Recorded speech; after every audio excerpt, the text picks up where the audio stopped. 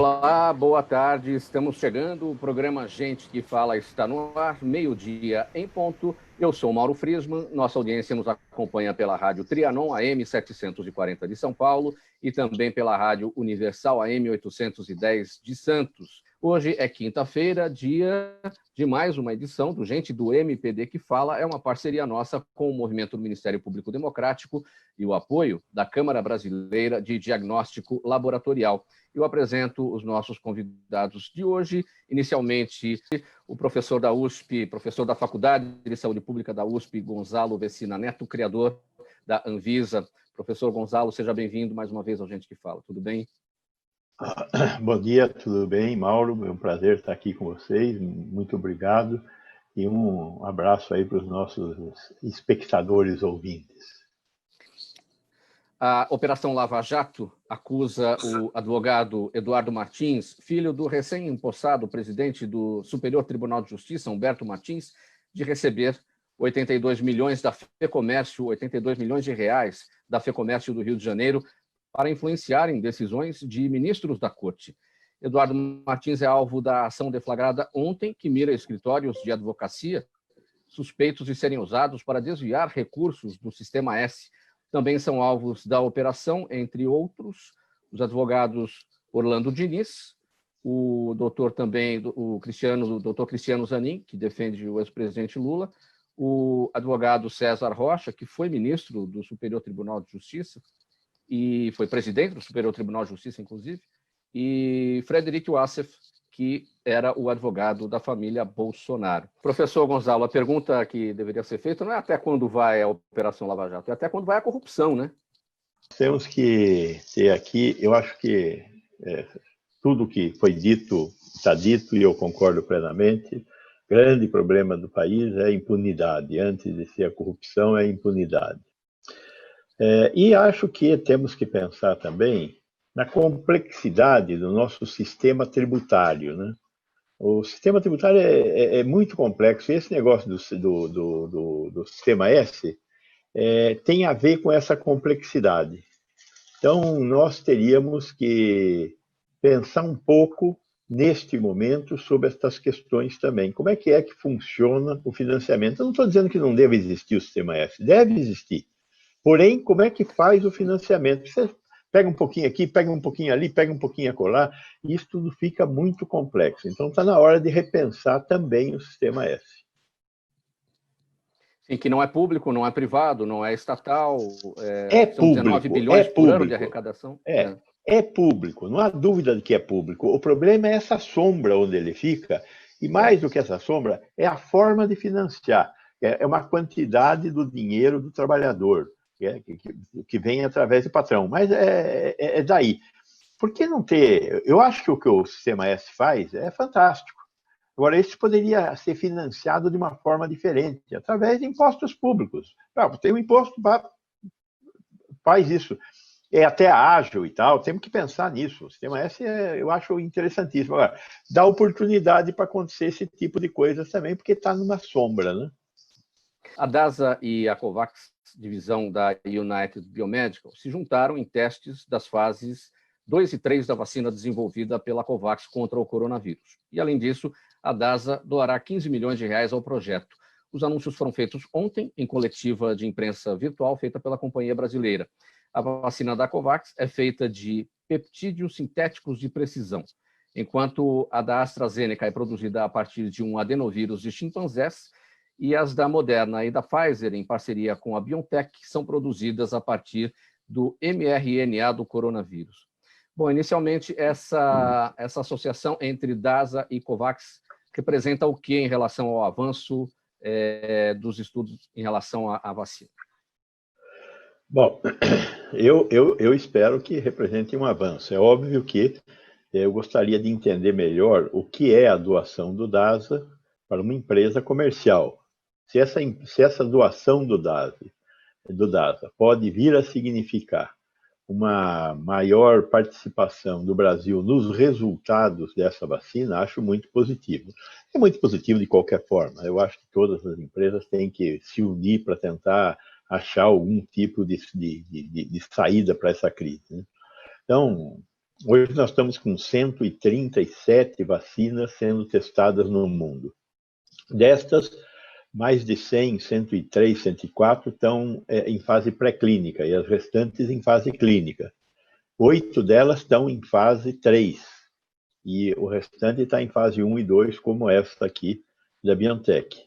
Eu espero que é uma tecnologia diferente, uma tecnologia que nunca foi utilizada para vacina, essa tecnologia que eles estão utilizando dos peptídeos.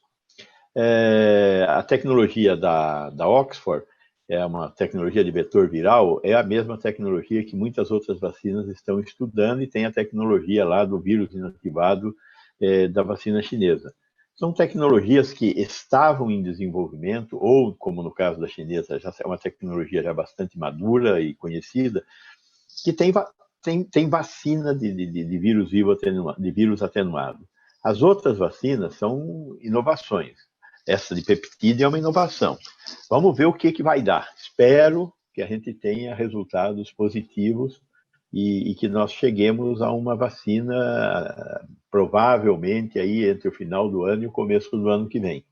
Tudo indica que nós teremos uma vacina, apesar do acidente de percurso aí, no caso da vacina da AstraZeneca.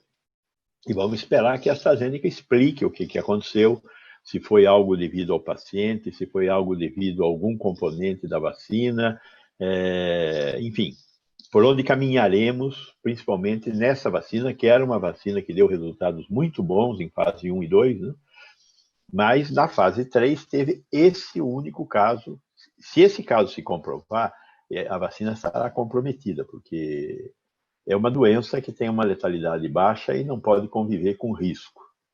Mas pode ser que não tenha sido provocado pela vacina, e sim provocado por alguma outra situação.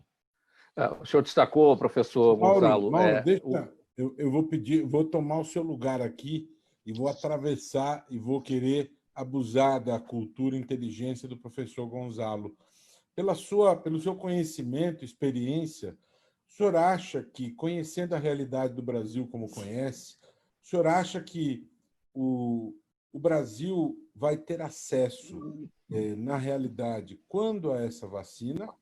E quando que os brasileiros, olhando o Brasil como um país continental, estarão vacinados? Fazendo uma projeção realista para a nossa realidade. Desculpa, Mauro.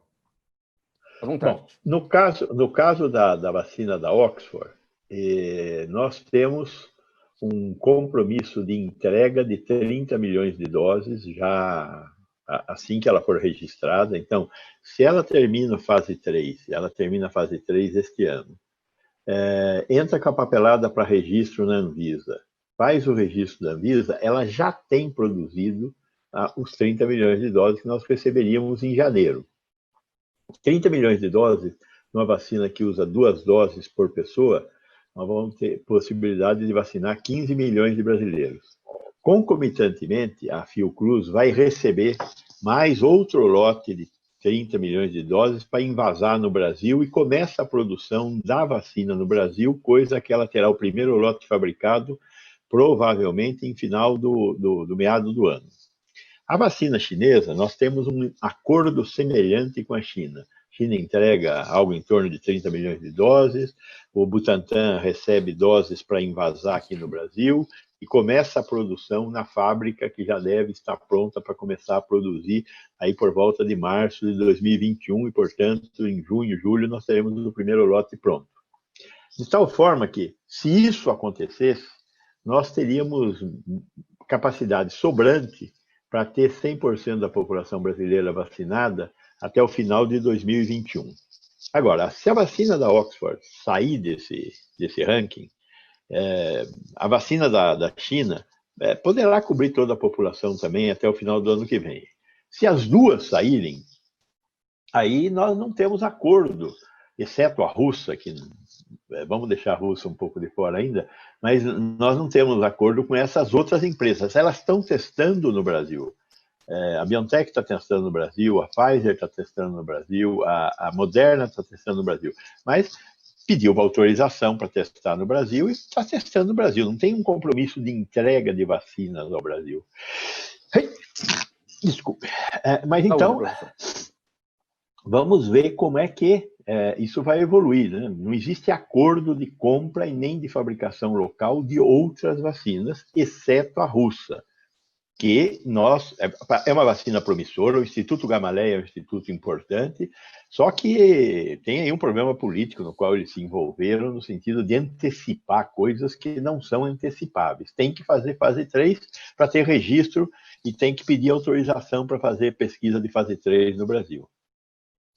Na sua fala anterior, professor Gonçalo, o senhor falou no acidente de percurso uma referência a esse paciente, a esse voluntário que teve uma reação e uma inflamação na medula espinhal e que essa reação seria por conta da vacina. Como é que a ciência identifica se isso foi um problema ocasionado pela vacina ou esse é um problema que ele desenvolveu por alguma outra razão para que a sequência dos trabalhos seja retomada? É bastante difícil fazer a relação de causa e efeito. Porém, é possível. A história pregressa do doente, quando eu faço um teste com 30 mil pessoas, uma fase 3 para um produto qualquer, no caso uma vacina, eu tento reproduzir na minha amostra de 30 mil pessoas o que é a humanidade. Essa vacina se destina a 7 bilhões de pessoas. Então, eu tenho que fazer com que esses 30 mil sejam representativos dos 7 bilhões, em termos de faixa etária, em termos de gênero, em termos de doenças que a gente tem, comorbidades, etc. Então, nessa amostra tem que ter um pouco de tudo. Eu não sei o caso desta pessoa, que tipo de doente, de paciente ele era. Ele era um doente que tinha uma doença pré-existente,